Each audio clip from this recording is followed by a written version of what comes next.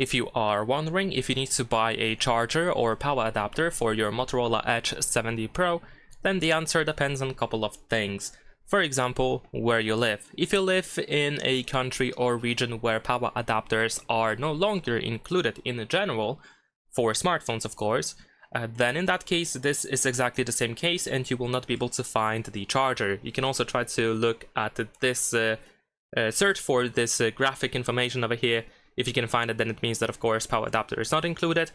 So of course this can be the reason why you need to buy a charger or power adapter. But still there are countries or regions where power adapters are still included for smartphones in general, and this is the same case for Motorola Edge 70 Pro. I believe in some Southeast Asian countries, for example, you can still find power adapters with smartphones. They are included, so you can find it in here as well, like for example in India.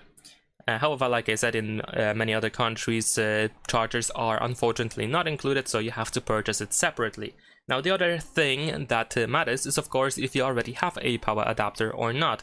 If you do, then you can most likely still use it. If you have a power adapter that allows you to use the USB-C cable to connect your Motorola Edge 70 Pro, then you can most likely use that power adapter and you will be able to charge your phone. However, if you're looking for the fastest charging speed possible, if you are considering an upgrade or upgrading your power adapter, and then in that case it depends of course how strong your power adapter currently is.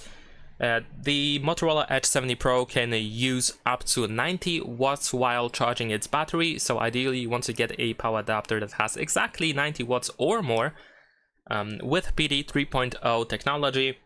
If you have anything below that, then of course you might consider upgrading your power adapter to increase the charging speed, but of course it is not really necessary.